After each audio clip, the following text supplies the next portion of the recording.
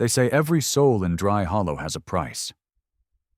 But that day, under a killing sun, the price was $2.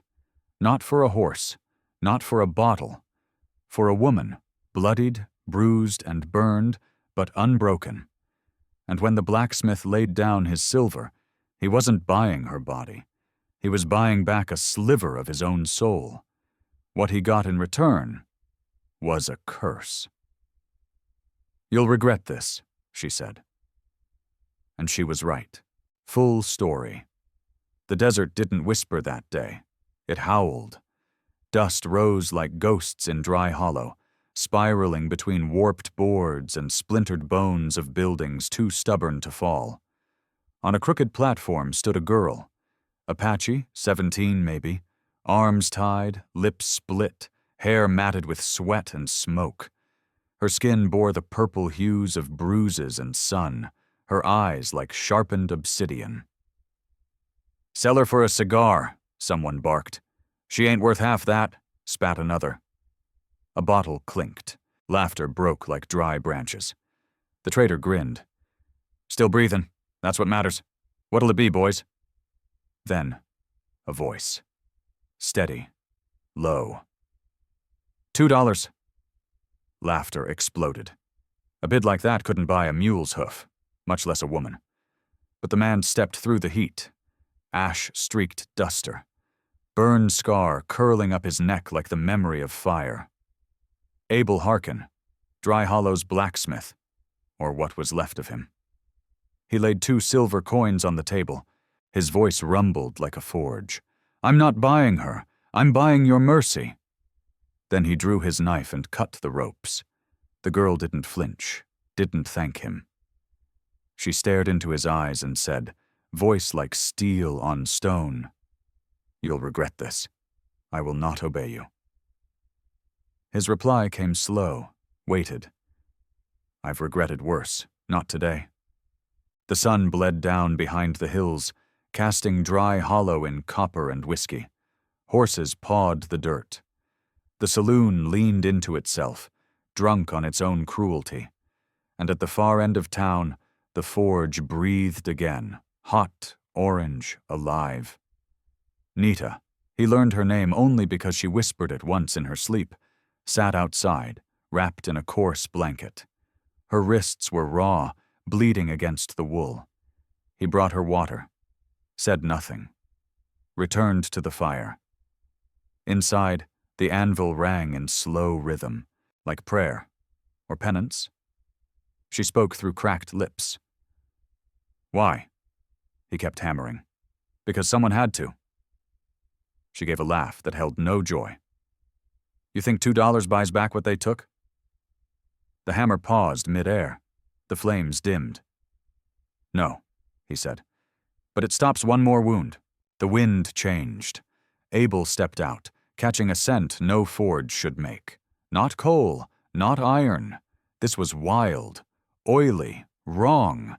Then the fire came. It tore through his barn like a scream. Horses thrashed. Flames danced. Dry Hollow watched, not lifting a hand. Just like at the auction. He screamed for help no one would give. By the time it was over, only ash remained. Nita stood behind him, silhouetted in the smoke. "I know who did this," she said. Her voice, calm, her eyes glowing red from reflected fire. "Gant, the man who buys and sells what bleeds, the one you once rode with, and just like that, they left. Before dawn.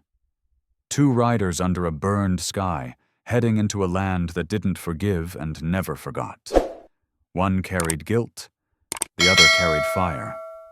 And both were running out of places to hide." Outro, call to action. In the West, the past don't stay buried long, especially when it rides behind you. If you think $2 is the cost of redemption, you haven't seen what comes next. Stay in the saddle. Subscribe for the next ride. The fire's only getting started. They rode through dawn like ghosts, silent, scorched, and bound by something neither would name. Abel Harkin led the way, rifle across his saddle, coat still damp from last night's ash. Behind him, Nita rode without a word, wrapped in silence, her eyes fixed not on the trail, but on the man who'd once called a war criminal brother. The smoke from the burned barn still clung to the wind. They stopped by a dry creek bed where mesquite thorns clawed at the morning. Abel dismounted without speaking. Nita followed suit, stiffly. Her wrists, still raw from rope, trembled as she tied her mare to a gnarled stump. Inside the squat stone forge that had once been his whole world, Abel stirred the coals to life. Fire snapped reluctantly. Steel hissed in water.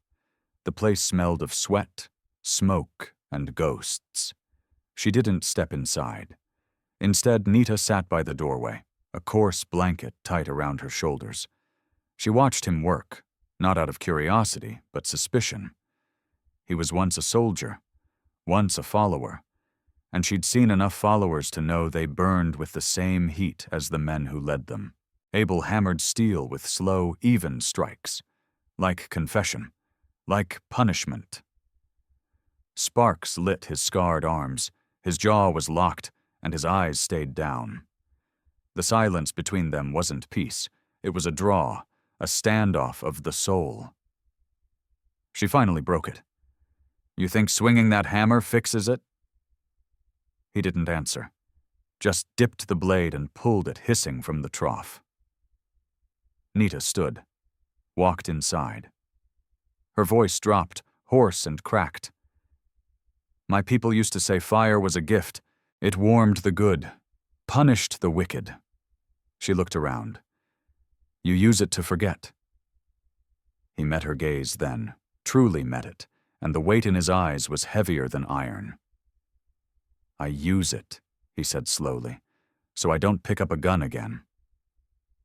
She stepped closer, the firelight flickering across her bruised cheek. "You served under Gant." A nod. "Then you know what he did." Another nod. "I didn't know who I was following. Not then."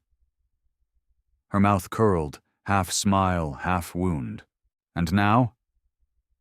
"I know I was a coward. That's more dangerous than a killer."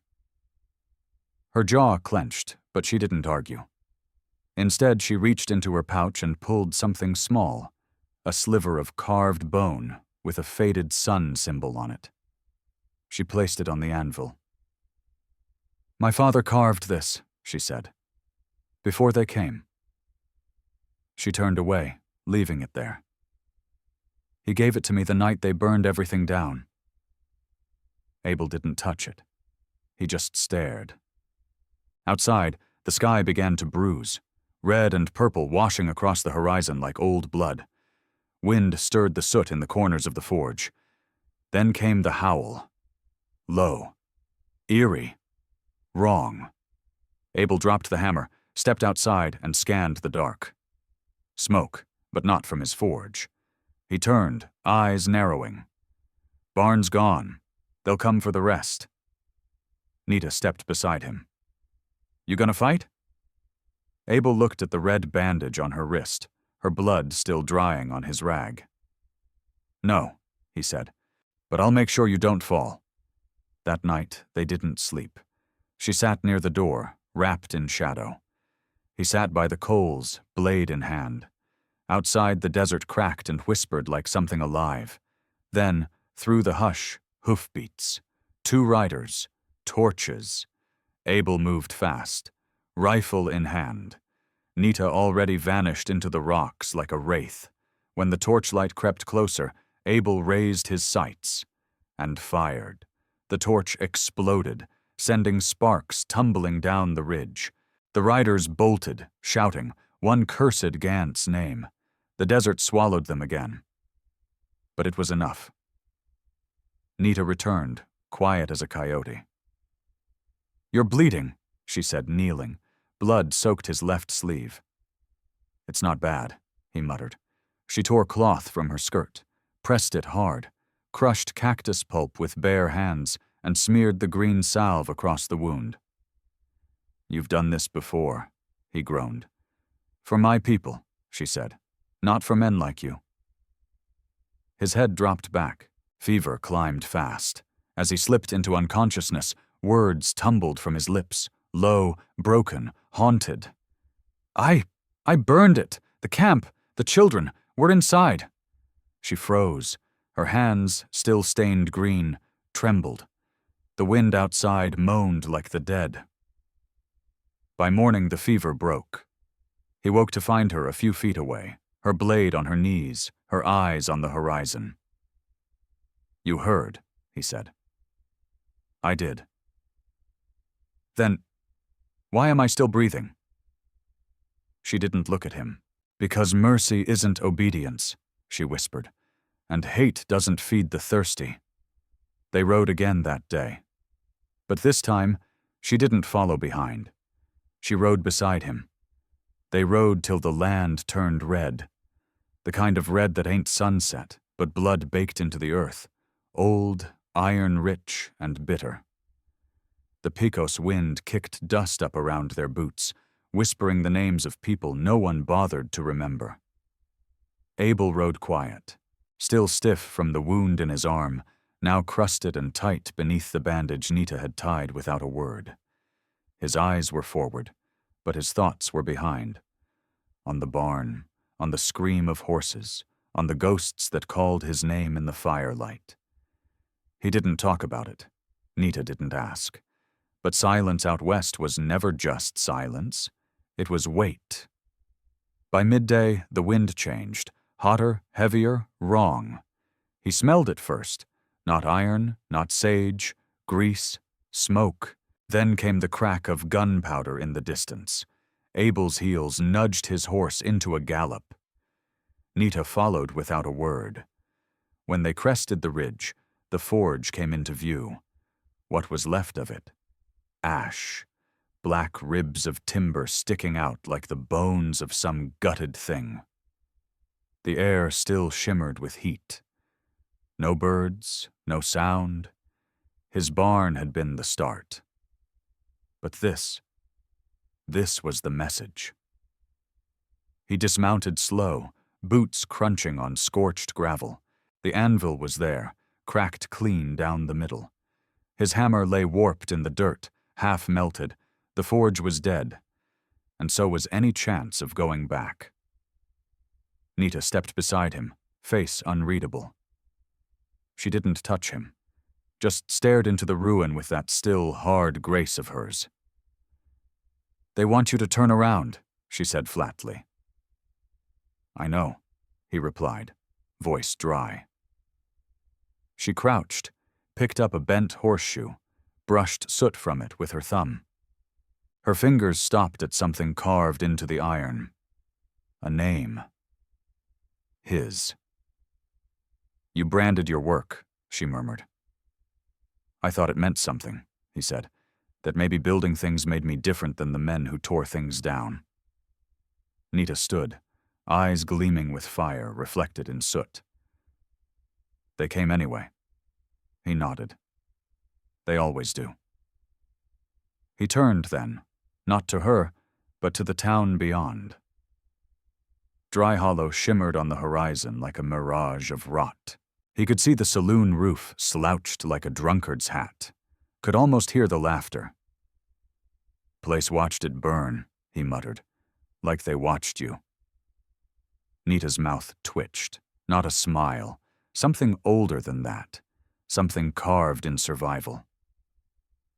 "They won't help us, but they'll sell what's left of us if Gant pays better." They both knew it was true. Abel stepped back into the center of the ruin and knelt. He sifted through ash until he found the warped iron door of his tool chest. Beneath it, hidden under a false bottom, was a single oilcloth bundle. He unwrapped it slowly. A revolver. Black steel. Well oiled. 6 rounds. Nita raised a brow. "Thought you didn't pick up guns." He stared at the weapon in his hand. Long. Quiet. "I don't aim to kill," he said. "Then you'll die." "Maybe." He holstered it anyway. That night, they made camp beneath the wreckage of a billboard 2 miles out, the kind that used to advertise a traveling medicine show. The wind whistled through its broken boards. A painted snake oil salesman grinned down with hollow eyes. Nita crouched near the fire, turning a stick in the flames, her voice low. "I know who did it," she said. Abel looked up. He didn't need to ask. "Gant." She nodded. "And the ones he rides with now? They used to wear uniforms. Your kind." "My kind's mostly dead." "Not dead enough." He didn't argue. He just poured water on the blade he'd been sharpening and stared into the hiss of steam. Then she said it. The thing that had been coming since the first night. "I saw the soldiers who burned my village." His jaw clenched. "One had a scar, like yours." He didn't look at her. "Was it you?" The fire cracked. Somewhere in the dark, a coyote howled. He spoke soft, gravel-throated, not denial, not defense. "I was there." The breath she let out wasn't shock. It was confirmation. He looked at her now, full on. "But I didn't light the torch." She held his gaze for a long time. "That's not what matters," she said. "You didn't stop it." He nodded. Because it was true. And truth in the West didn't care who you used to be, only what you did next. In the morning, they rode away from the ash. Not for safety. Not for hope. For reckoning. The wind out here had a way of cutting through more than bone. It scraped against memory, peeled it raw, left it bleeding. They were 3 days beyond the smoldering ruins of the forge. 3 days deeper into a country that had no maps, only scars and silence. Abel hadn't spoken more than a dozen words. Nita hadn't asked for them. They rode a narrow trail etched into the rim of a canyon, where one misstep meant a fall too steep to scream through. The sun bled into the cliffs, staining everything a deep, bruised red. Below, the Pecos twisted like a copper snake. Above, buzzards wheeled slow. "Looks like Gant's headed south," Abel finally muttered, eyes scanning the distant rock shelf for movement. "Tracks show freight wagons, heavy ones." "Human freight," Nita said. Not a question. Abel said nothing. They made camp near a stone outcropping, the kind the Comanche once used to watch the horizon. Abel unsaddled the horses. Nita gathered mesquite wood and sage, built a fire like someone who'd done it 1,000 times without ever wanting to. When it caught, she sat down, her back to the flames, legs crossed, bow laid across her knees. He sat opposite, nursing a shoulder that hadn't healed right. The fire popped. The silence pressed in. "You haven't asked," she said. "About what?" "Why I stayed." He shrugged. "Didn't figure it was my place." "You figured right." She pulled a flask from her satchel, poured a bit of water onto a stone, and crushed herbs with the butt of her knife. Abel watched her work, the way her fingers moved fast, clean, unshaking. There was precision there, grace born not of softness, but necessity. "You were a healer," he said. She looked up. "I was a daughter." The answer hit like a shovel to the ribs. She handed him a poultice wrapped in cloth. "Hold that to your shoulder, unless you like sleeping in pain." He took it, grateful and ashamed.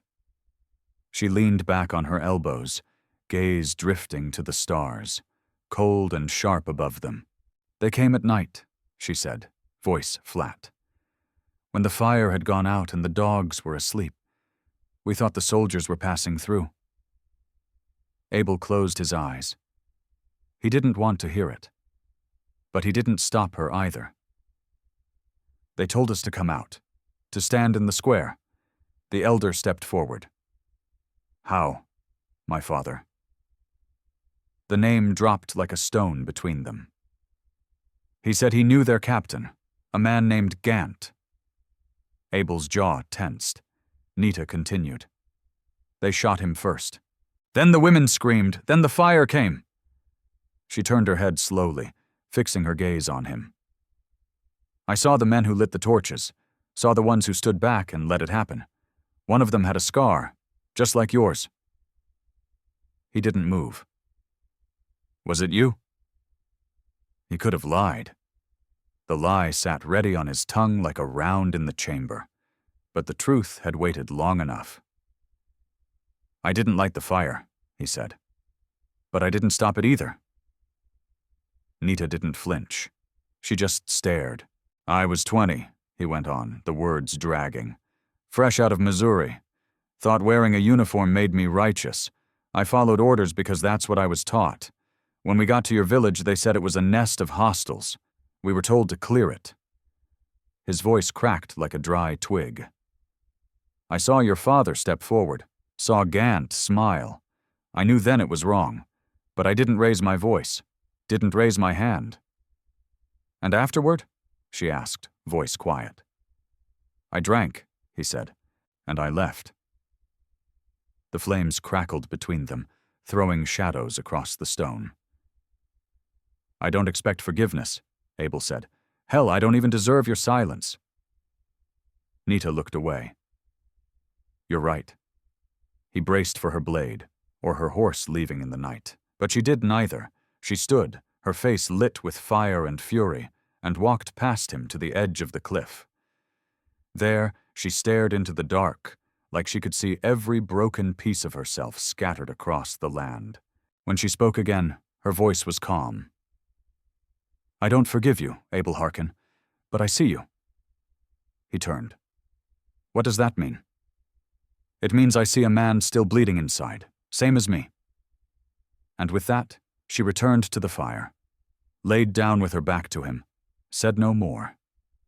Abel sat awake a long while, watching the coals fade to red. Somewhere out there, Corbin Gant was laughing. Somewhere out there, the devil was counting sins like poker chips. But in that moment, Abel knew one thing for sure. He wasn't riding alone anymore. The canyon narrowed like a throat. Steep rock pressed in on both sides, red and silent. It was a bad place to ride, and they both knew it. Abel rode with one hand near the butt of his revolver. Nita's eyes never stopped moving. She scanned the cliffs like a hawk, shoulders taut beneath the hide-wrapped quiver on her back. The land's too still, she muttered. He didn't disagree. The Pecos wind had gone quiet, like it, too, was holding its breath. The ambush came sudden, a crack of rifle fire from above. Dust burst near Abel's boot. The next shot found his shoulder. He twisted hard in the saddle and went down, landing in the gravel with a dull thud. Abel! Nita wheeled her horse, bow already in hand. 3 riders thundered from behind the rocks, one with a crude iron brand hanging from his saddle, the mark of Gant's men. The brand still smoked. She loosed an arrow. It struck the first rider in the throat, dropping him sideways from the saddle like a sack of meat. Another bullet sang past her ear. She ducked, fired again, missed. Abel groaned, crawling behind a boulder, blood darkening his shirt in thick splotches. The third rider charged. Nita stood firm. Her final arrow flew true, right through the man's chest. He tumbled from his horse, limbs kicking the air before going still. The silence afterward was sharp. She dropped to Abel's side. "Stay with me," she hissed. He tried to speak, but only blood bubbled at the corner of his mouth. "No, no, you don't get to quit here." She tore open his shirt. The wound was deep, torn just above the rib. Her hands moved fast. She crushed cactus pulp between her palms and packed the bleeding, ripped a strip from her dress hem and tied it tight, pressing hard until the blood slowed. Her breath came ragged, but her fingers were steady. "You've done this before," he rasped, eyes glassy. "For others," she said, "not for men like you."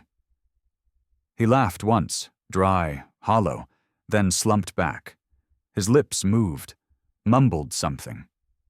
What? She leaned in. I burned it, he choked. What are you saying? The camp. God, the children were inside. His voice cracked, eyes wide, distant. A confession meant for ghosts. Nita froze. For a moment, the canyon disappeared. She was a girl again, barefoot in ash, her father's screams echoing in the dark. She remembered the smell of hair burning. The silence after the gunfire stopped. She looked down at him now, this man with blood on his hands and tears in his throat. And she made her choice. Not because he deserved it, but because she refused to let Gant be the only voice that shaped her future. When night came, the canyon turned black. Cold. Abel burned with fever, tossing and muttering under the weight of memories that bled through like poison.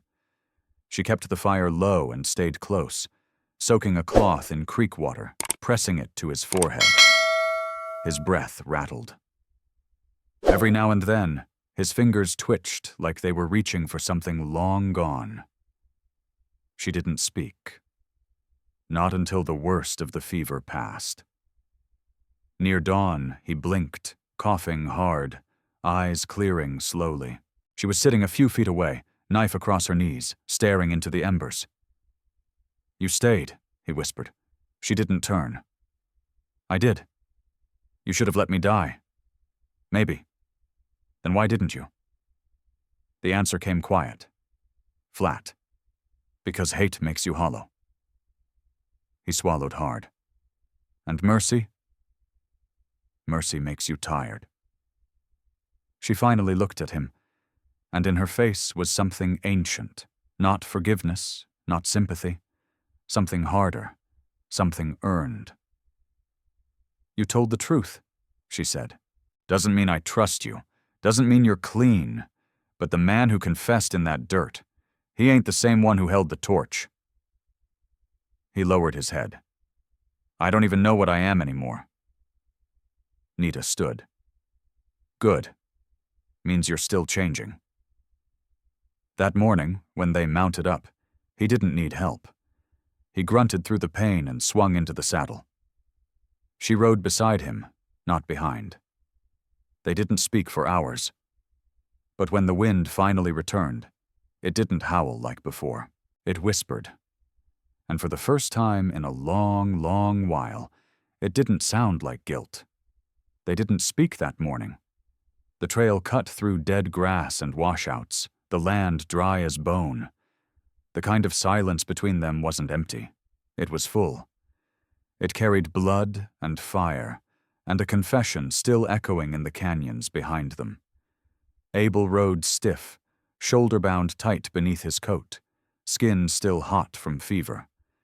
He didn't ask for help mounting his horse, and Nita didn't offer. Not out of cruelty, out of respect. She understood now what he carried. Maybe not all of it, but enough to know it was heavy. They stopped near midday, beneath the thin shade of a thorn tree.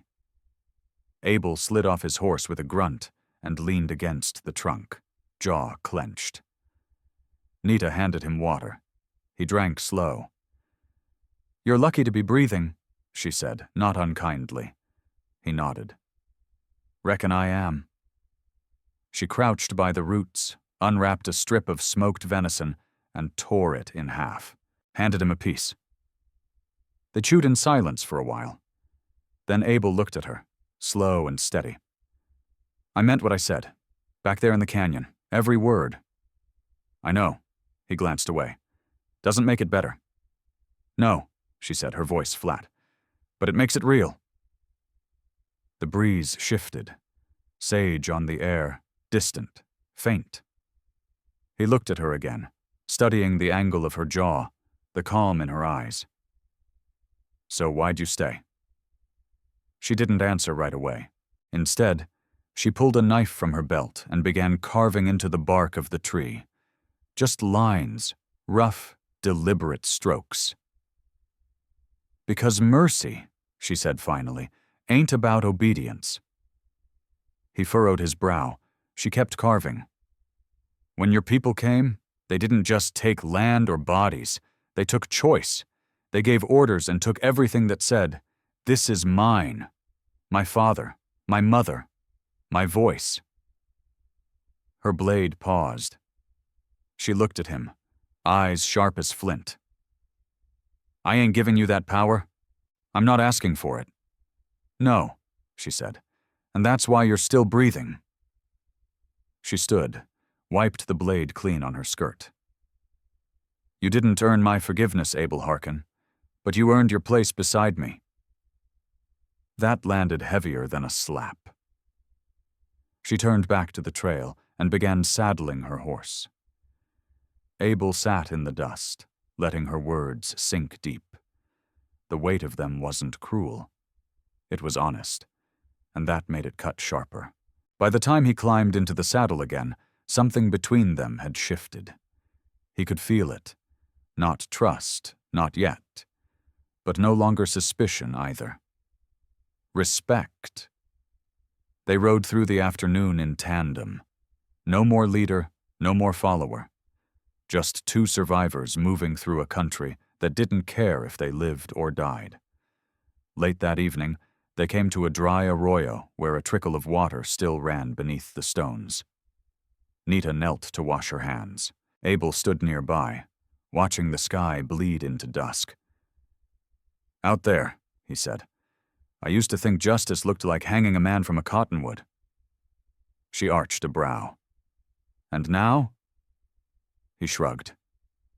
"Now I think justice is a road you walk, knowing you'll never reach the end of it." She gave a dry half-smile. "Then keep walking." He did, back to the fire where he began to set stones in a circle. When Nita joined him, she sat close, but not too close. "You ever pray?" she asked. "Used to." "To who?" He paused. "I guess. I prayed to someone who'd let me forget." "Did it work?" "No," he said. "Now I think maybe remembering's the point." The fire crackled low. A few stars began to show, brittle and cold in the high desert sky. Nita pulled something from her pouch, a bundle of sage, wrapped tight with red thread. She held it over the fire until it smoked, then passed it in front of her face, slow and reverent. Abel watched, quiet. "What's it for?" he asked. "To keep the dead from riding with us." He looked into the flame. "Think it works?" "Don't matter," she said. "It reminds me I'm still here." He nodded, taking that in. After a while, she lay down, her back to the fire. He stayed up, feeding twigs into the flame, eyes locked on the orange glow. And as the night deepened, Abel Harkin, a man once built of guilt and fire, finally understood what it meant to ride beside someone who'd spared you, not because they forgot, but because they refused to become like the ones who broke them. The trail bent west, cutting through dry hills like a scar. The sun was hard, the wind unforgiving. Abel and Nita rode without much talk, not because there was nothing to say, but because the land between them had finally found a kind of stillness. Not peace, but understanding. It was Nita who saw it first, a shape on the horizon, like bones breaking the surface of the earth. "There," she said, her voice low. Abel squinted. He knew the silhouette before his heart had time to catch up. A crumbling flagpole, an old bell tower, walls blackened with fire and time. Fort Marrow. It hadn't been a fort in years, just another ghost on the map. But for Abel, it had once been everything. A place where orders were taken, where young men learned how to follow the wrong ones. And for Nita, it was something else entirely. A place where her world ended. They dismounted slow. The silence between them took on a new shape, not thick with tension but with reverence, like they were walking into a church built of ash and regret. The outpost was gutted.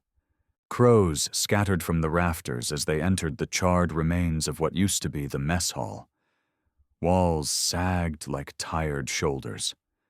The roof was long gone. Nita walked ahead, boots crunching glass and brittle wood. Her gaze swept the space, not fast, like she was trying to remember, not forget.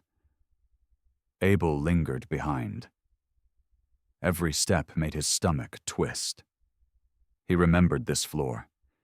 He remembered the sound boots made when they marched across it in the cold. He remembered the night the orders came down.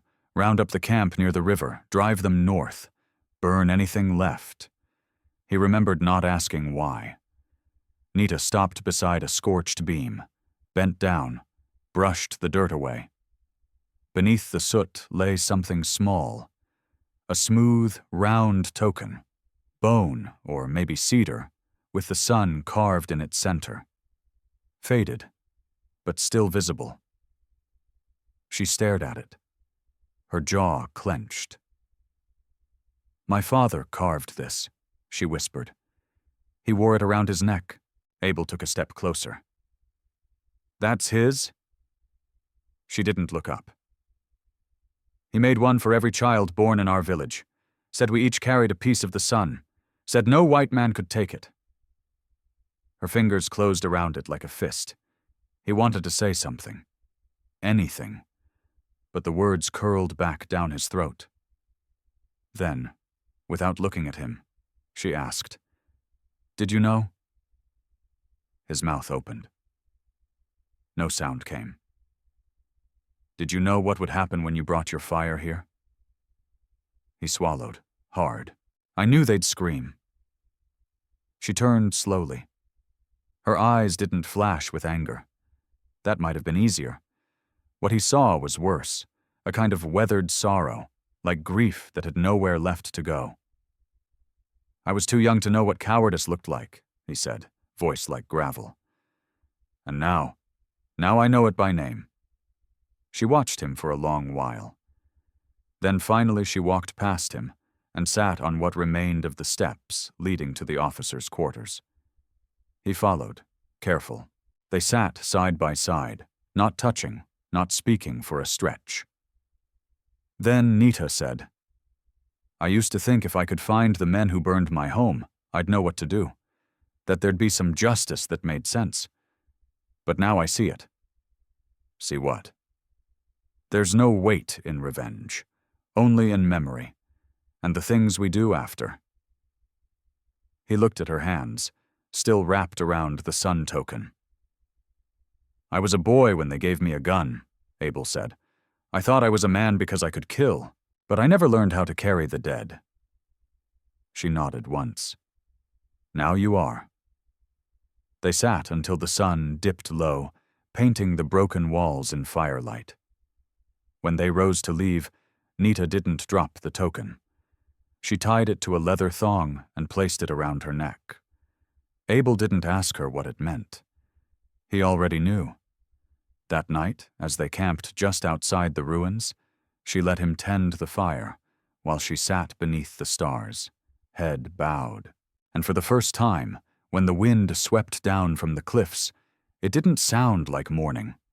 It sounded like two people still breathing, still riding, still choosing to live with what couldn't be undone, but also what might still be made right. The wind changed by late morning, dry, sour, carrying a hint of ash and rotted wood. It made the horses restless. Nita reined hers in, eyes narrowed at the horizon. "There," she said, pointing toward a sagging roof barely visible through a grove of twisted cottonwoods. "That's Amos's. Wasn't much even when folks used it." Abel grunted. "Better than the open." They approached the derelict trading post, slow, wary. The place had long since stopped pretending to serve anyone. The sign was sun-bleached, the S in Amos dangling like a broken tooth. Inside, shelves leaned like drunkards. The air smelled of mildew, mouse droppings, and dust older than either of them could guess. But it was shelter. and they were tired. Abel checked the back room for varmints. Nita moved toward a heap of busted crates near the hearth, boots crunching broken glass. Something about the room itched at her memory, like the ghost of a face she couldn't name. Abel returned with 2 cans of beans and a shrug. No rats? No whiskey either. She didn't answer. Her gaze was fixed on a dented chest shoved beneath the old trading counter. She knelt, pried the latch with her knife, and flipped it open. Inside, rags, a rusty spur, a torn calico scarf, and a silver bracelet.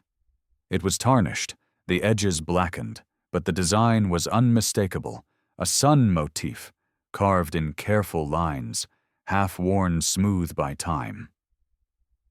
Nita froze. Her breath hitched, sharp and sudden. She reached in with shaking fingers and lifted the bracelet like it might vanish if she blinked. Her thumb brushed the inside curve. A mark. A name, barely visible. "Eha," she whispered. Abel stepped closer. "What is it?" "My mother's," she said, voice hoarse. "She wore this when they took her." He crouched beside her, face shadowed. "You sure?" "She carved this mark when I was born. Said it was to remind her who she was when the world tried to make her forget." Abel exhaled through his nose. "Then Gant, he traded it. Here." She nodded once, tight, then turned to him, her eyes raw and dark. "You think finding this forgives you?" Her words weren't loud, but they cut deep, a scalpel laid against old guilt. Abel didn't flinch. "No," he said, "not even close." "Then why do you look at it like it means something?" He paused, choosing each word with care. "Because it means you had a mother who fought to remember herself. Because now I'll remember her too. And maybe that keeps me honest." She looked at him for a long moment, the bracelet clutched in her palm like a wound. Then, without a word, she stood and walked outside. Abel stayed behind, staring at the empty chest. The fire that night was small. The kind of fire you build when you don't want warmth, just light. Nita sat across from him, hands busy weaving a strip of rawhide into a loop. When she finished, she threaded the bracelet onto it and tied it around her wrist. "Looks better on you than it did in a box," Abel said quietly. She gave him a long look. "You're still the reason it ended up there." "I know. And you're still riding with me." "I aim to." She turned her wrist, letting the silver catch the flame. "This isn't a token of forgiveness," she said. "I wouldn't wear it if it was." She looked at him sharply. He shrugged. "It's not for me to be forgiven. But I can carry part of the remembering. If you'll let me." For the first time that day, her face softened. Not a smile, but something close, something weary and human. "Just don't forget who gave you the chance." "I won't." They sat in silence, fire popping low between them, coyotes calling in the distance. Beyond the light, the world was wide and cruel. But in that narrow circle of warmth and silver, something old had stirred. Not comfort, not healing, but continuity. The bracelet gleamed on Nita's wrist like a sliver of moonlight, proof that even what's stolen might one day find its way home. The Rio Grande was swollen from storm water, its banks crawling with mud and broken branches. Lightning split the sky above the distant mesa, and thunder rolled in behind it like a herd of gods chasing justice. They'd tracked Gant for 2 days, through canyons carved like old bones and dry washes littered with bones that weren't. Every hoofprint, every bent weed pointed toward the river, toward a place where ghosts settled scores. Now, as the storm bore down, they crouched in the rocks above a crude compound stitched together from timber and greed. Lanterns flickered inside. A wagon sat half-loaded with crates, not freight, but flesh. Men, women, Apache, Comanche, mestizo, shackled and silent. Abel lay on his belly in the mud, rifle across his arm. His face was stone.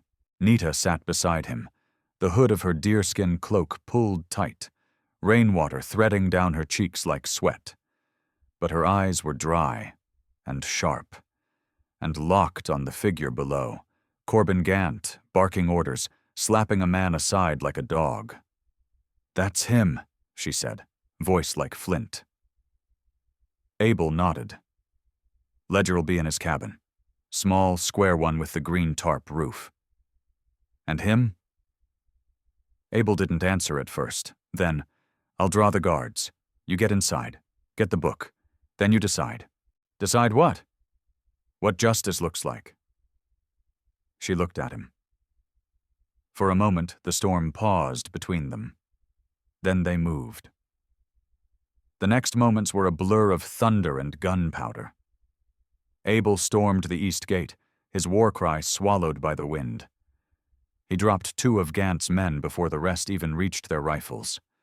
Inside the compound, chaos exploded. Nita moved like a shadow, a ghost in the storm. She slipped past the corrals, heart hammering not from fear, but from clarity. She kicked open the cabin door with a snarl, bow drawn. Gant was inside. Older than she remembered, but not smaller. He turned slow, recognition lighting his eyes like a flare.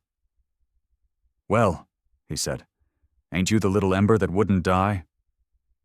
Nita's hand trembled. Her arrow was drawn, its tip aimed dead at his chest. "You killed my father." He stepped closer, grinning. He screamed. "You want to know what he said?" Her fingers tightened. "I remember," Gant sneered. "He begged. For his daughter. For you. You traded my mother's bracelet for whiskey." He laughed. "Didn't even get the good kind." Her arms shook. "You think I'm scared of you?" he hissed. "You won't loose that arrow? You're your mother's daughter. All heart, no finish." That's when the door slammed open behind him. Gunfire, a sharp, sudden burst. Gant jerked, mouth slack, chest blooming red. Not from Nita's arrow, but from a bullet, one of his own men, a younger outlaw with gold fever in his eyes. They turned on each other like dogs over scraps. As the room erupted in violence, Nita dropped to the floor, heart pounding. Gant bled out on the floorboards, whispering curses to no god in particular. Abel burst in moments later, bloodied, limping. He saw Gant's body, the arrow still unloosed. "You didn't kill him," he said. "I wanted to," Nita said, voice hollow. "I wanted to more than I've wanted anything." "Why didn't you?" She looked down. "Because it would have made me like him." They searched the wreckage while the storm broke open fully above them. Wind tore through the camp, lightning flickering across soaked crates and scattered chains. Then Abel found it, wrapped in oilskin, tucked beneath a false floorboard. Gant's ledger. Names, dates, transactions, history written in shame, and in the final pages, Eha, Nita's mother, marked as delivered, Santa Fe mission. She sank to her knees. "She's alive," Abel whispered. Nita clutched the book to her chest, tears lost in the rain. Her hands trembled, but not from fear. Not anymore. That night they didn't sleep. They sat under the ruined porch, firelight licking the wood, storm easing above them. "Will it ever feel like enough?" she asked. "No," Abel said, "but it'll feel like something." The Rio Grande flowed beside them, thick and dark and endless. Tomorrow, they'd ride north. The first light touched the mountains slow and gold, bleeding across the land like hope itself. They'd ridden for 3 days since the Rio Grande, through mesquite scrub and wind-bitten passes, chasing the thinnest thread. A name in a ledger, scrawled like an afterthought. Now, at the edge of a pine-cloaked hill, they looked down on a mission compound nestled against the rocks. Adobe walls, crooked bell tower. A place caught between silence and prayer. Abel reined his horse beside hers. "You sure?" he asked. Nita nodded, but her fingers were clenched tight on the reins. Inside, the mission smelled of wax and wood smoke. Sisters in gray moved like whispers through the corridor. One of them led Nita through a wooden door. And there, seated on a bench by the hearth, was Eha. Older, thinner, hair streaked with gray and silver. But the eyes were the same, deep-set, watchful, Apache. Mother and daughter stood in the hush. No words, only breath. Then Eha rose, and Nita ran to her. No story could hold what passed between them. There are things beyond language, beyond wounds, beyond even time. Abel waited outside.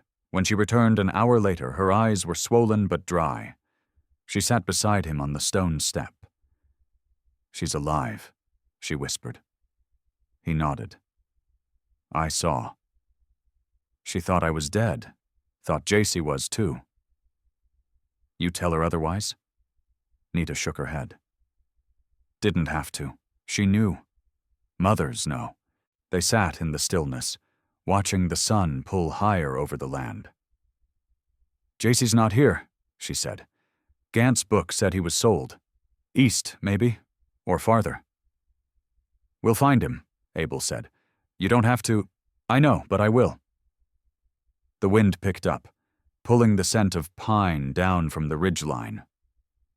Later, Abel found the chapel's forge, just a squat iron box and anvil, rusted with age.